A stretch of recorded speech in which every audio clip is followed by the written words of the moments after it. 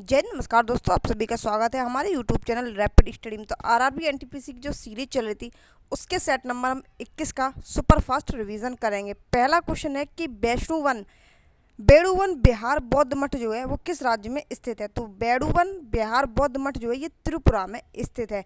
बोध गया महाबोधि ये कहाँ पर है, तो ये बिहार में है, जिसको यूनेस्को की साइट में 2002 में शामिल किया गया था। सबसे बड़ा मठ कौन सा है, तो तवांग मठ है, जो कि अरुणाचल प्रदेश में स्थित है। नामद्रोलिंग मठ ये कर्नाटक के मैसूर में स्थित है।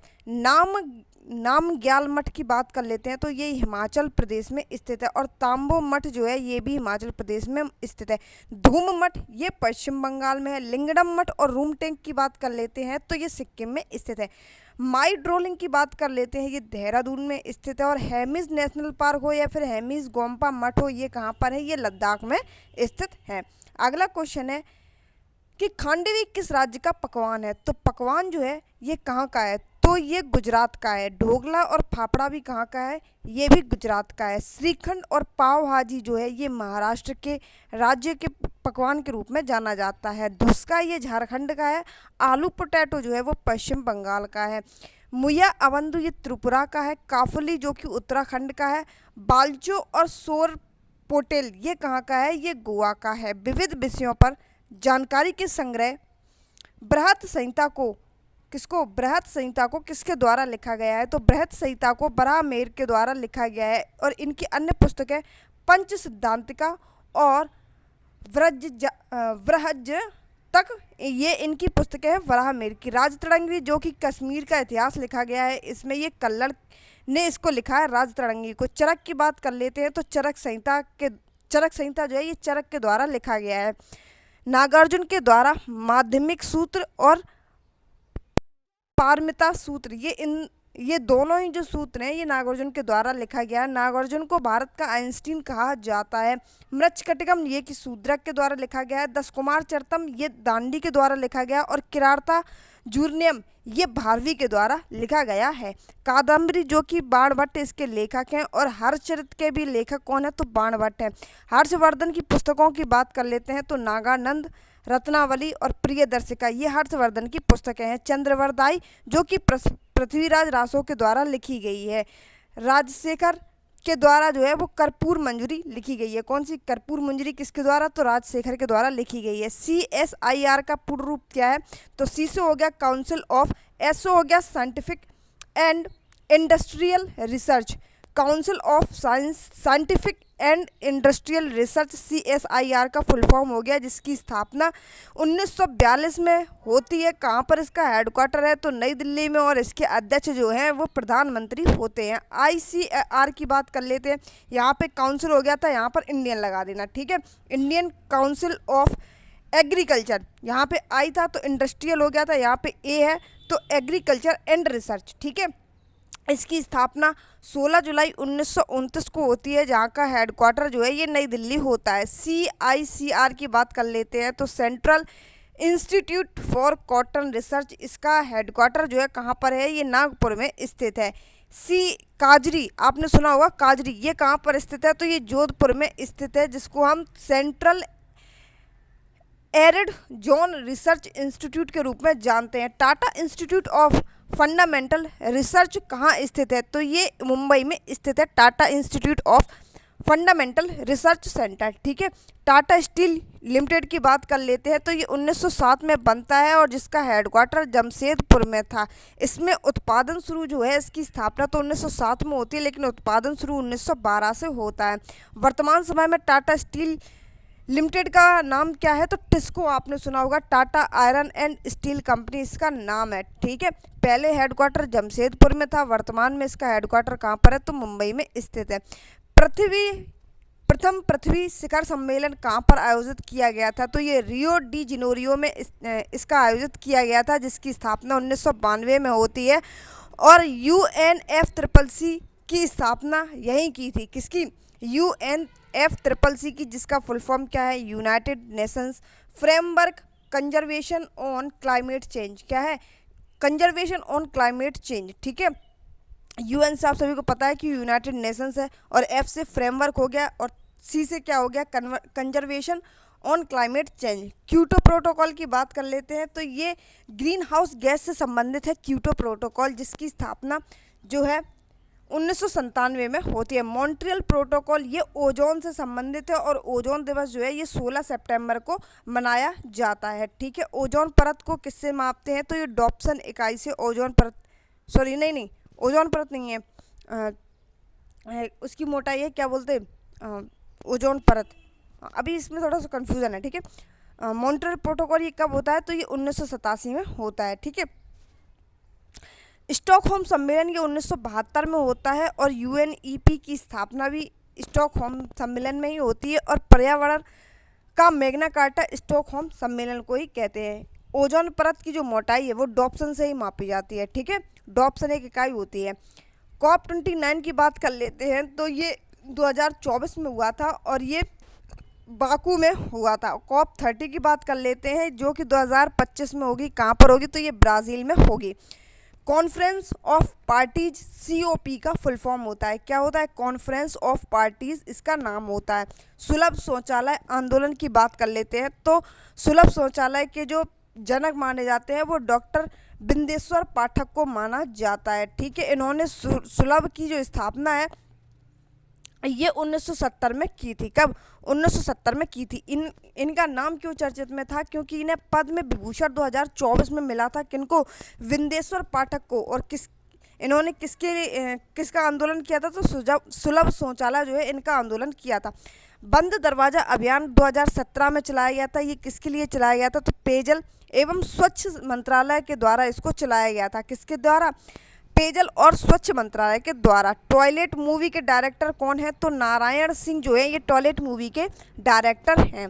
कौन सा टेनिस टूर्नामेंट काले कोर्ट पर खेला जाता है तो रोलैंड गैरोस जो है ये काले कोर्ट पर खेला जाता है। ये टेनिस का एक टूर्नामेंट है जिसे हम फ्रेंच ओपन के नाम से जानते हैं और फ्रेंच ओपन की शुरुआत जो है वो 1891 में होती है, जो कि मई और जून में ये खेला जाता है। ये आपने एक ट्रिक सुनी होगी, AFBU, Australian open, French open, Wimbledon और US ओपन। इसका क्रम की अगर बात करें तो यही है। ठीक है, इसी तरीके से खोला जाता है।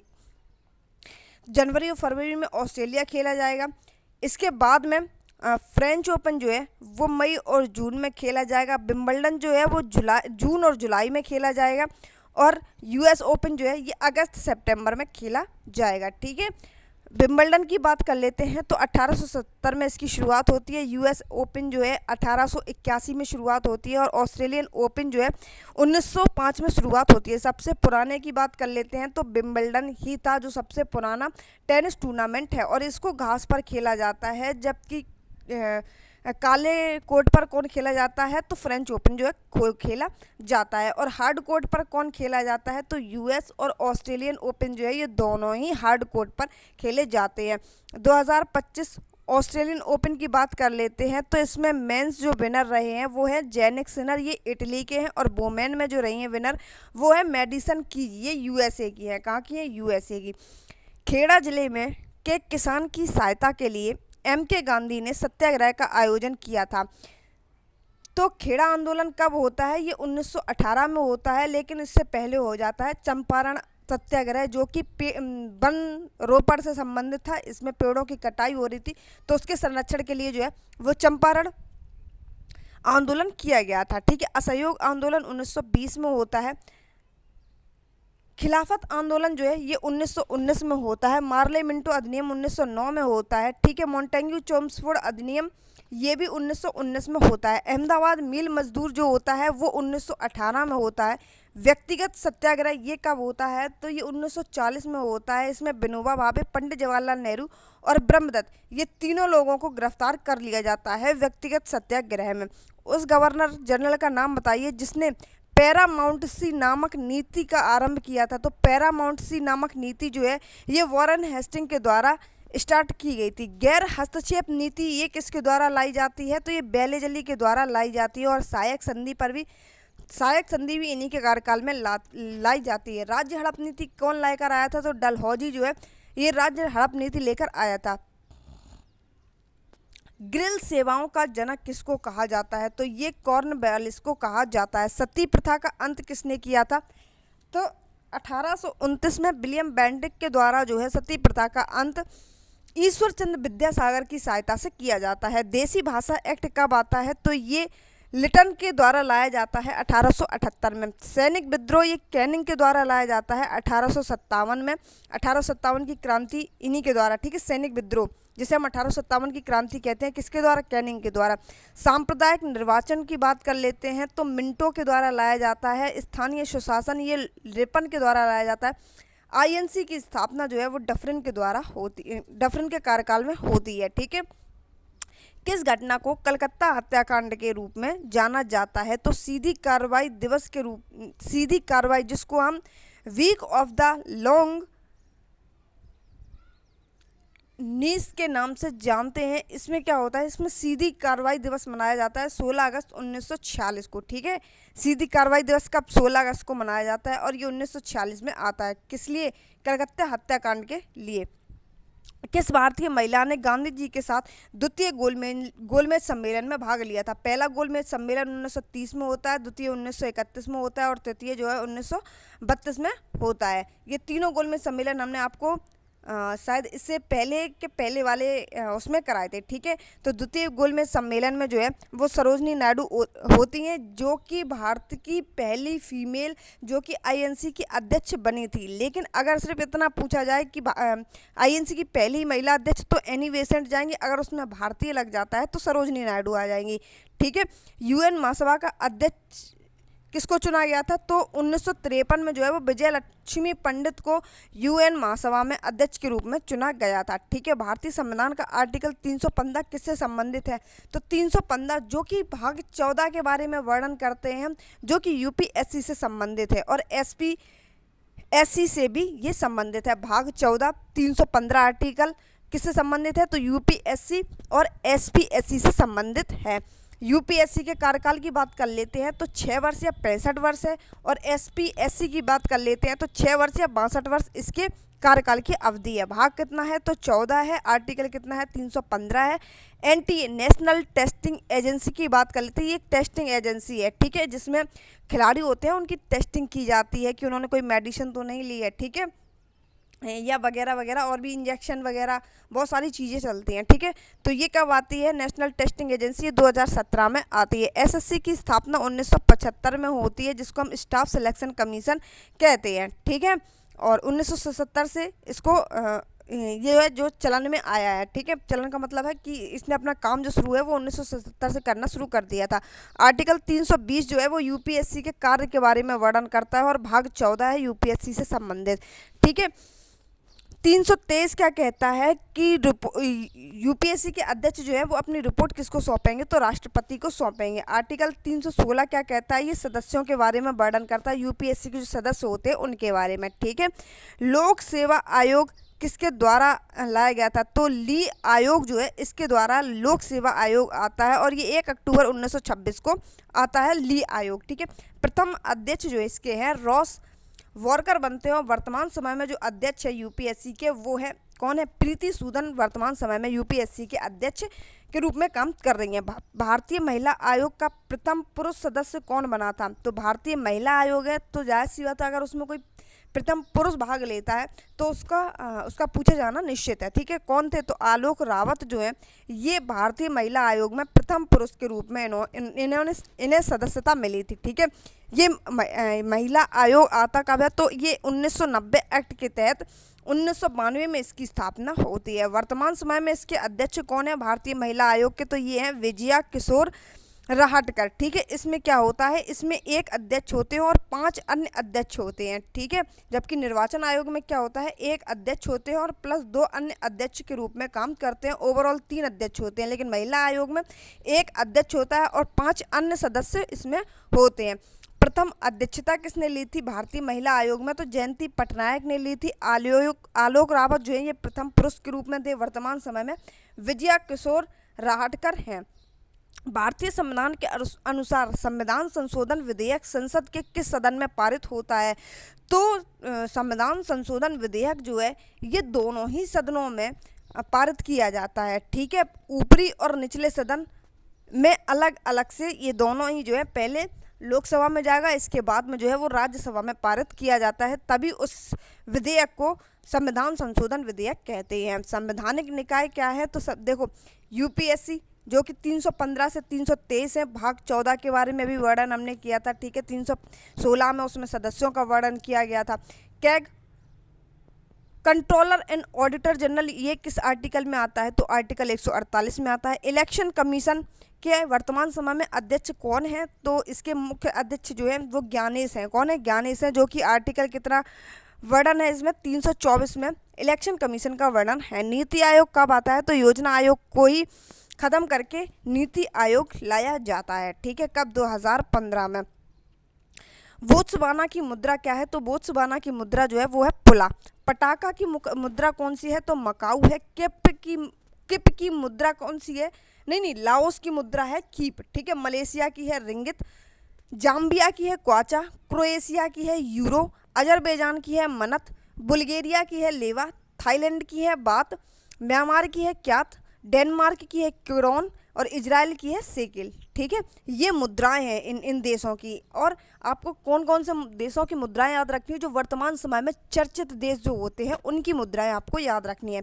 मधेसी समुदाय के लोग कहाँ के निवासी हैं, तो मधेसी समुदाय जो है ये नेपाल में होते हैं। कहाँ पर होते हैं, नेपाल में होते हैं। इराक में कौन से होते हैं, तो कुर्दिश होते हैं। दक्षिण अफ्रीका में जुलू होते हैं और जापान में आइनू होते हैं। कौन से, आइनू समुदाय के लोग होते हैं। न्यूजीलैंड में कबी और माओरी जो है ये समुदाय होते हैं। मसाई समुदाय केन्या में होता है। अफरीदी समुदाय पाकिस्तान में होता है। वोरो समुदाय ब्राज़ील में होता है। नीग्रो समुदाय जो है वो मिड अफ्रीका में निवास करते हैं। कौन सी नदी एक ज्वारंदी मुख का निर्माण करती है, तो ज्वारंदी मुख का निर्माण जो है वो नर्मदा और ताप्ती दोनों ही नदियां जो हैं इसका निर्माण करती हैं। विश्व का सबसे बड़ा एस्चुरी कौन सा है, तो विश्व का सबसे बड़ा एस्चुरी जो है वो है सेंट लॉरेंस नदी पर बनती है। कौन सी एस्चुरी जो है वो सेंट लॉरेंस नदी पर बनती है। युगांडा की राजधानी कौन सी है, तो कंपाला जो है ये युगांडा की राजधानी है। सोमालिया की राजधानी मोगादिशु है। जाम्बिया की लुकासा है। वियतनाम की हनोई है। स्वीडन की स्टॉकहोम है। जॉर्डन की अम्मान है। साइप्रस की निकोसिया है। बेलारूस की मिस्क है। बहामास की नसोऊ है। कंबोडिया की नामपे है। इजराइल की जेरूसलम है। कौन सी, येरूशलम। ठीक है, पहल योजना किससे संबंधित है, तो पहल योजना जो है ये एलपीजी से संबंधित है। एलपीजी सब्सिडी का प्रत्यक्ष हस्तांतरण है जो कि 2013 में आता है। कौन, पहल योजना। ठीक है, ये संशोधन करके चलाई गई थी, कब, 2014 में। कब, 2014 में। पहले ये 2013 में आती है पहल, फिर इसमें कुछ चेंजेस किए गए थे और बाद में ये जो है वो 2014 में इसको फिर से चलाया गया था। किससे संबंधित है, तो एलपीजी सब्सिडी से संबंधित है। उज्ज्वला 1 की बात कर लेते हैं तो ये भी एलपीजी से संबंधित है। ये कब शुरू हुई थी, तो 2016 में शुरू हुई थी। और उज्ज्वला 2.0 महोबा से जो चलती है ये 2021 में शुरू हुई थी। ये पेट्रोलियम एवं प्राकृतिक गैस मंत्रालय के संबंध में आती है। उज्ज्वला 1.0 और उज्ज्वला 2.0। ठीक है, पेट्रोलियम यही है एलपीजी से संबंधित। ठीक है, वाणिज्य फसलों के मूल्य समर्थन संचालन के कार्यान्वयन के लिए केंद्रीय एजेंसी है, तो केंद्रीय एजेंसी कौन है, तो national agriculture cooperative marketing federation of India, यानी कि नाफेड। फिक्की अलग है, फिक्की 1927 में आती है, नाफेड 1958 में आती है, नाबार्ड 1982 में आती है। ठीक है, नाफेड, फिक्की और नाबार्ड तीनों अलग अलग है। नाबार्ड और फिक्की को याद रखना है। नाबार्ड 1982 में है, फिक्की 1927 में है। वाणिज्यिक फसलों के लिए मूल्य समर्थन संचालन का कार्यान्वयन किसका है, तो नाफेड का है, national agriculture cooperative marketing federation of India. Maharatna कंपनियों की बात कर लेते हैं तो oil India limited, Bharat petroleum corporation जिसको हम एलटीडी के रूप में जानते हैं, और एचएएल हिंदुस्तान एरोनॉटिकल लिमिटेड भी महारत्न कंपनियों के अंतर्गत आती है। ठीक है, अमृत का पूर्ण रूप क्या है, AMRUT। ए से हो गया Atal mission for regulation and urban transformation, इसका फुल फॉर्म है। ये 2015 में आती है अमृत।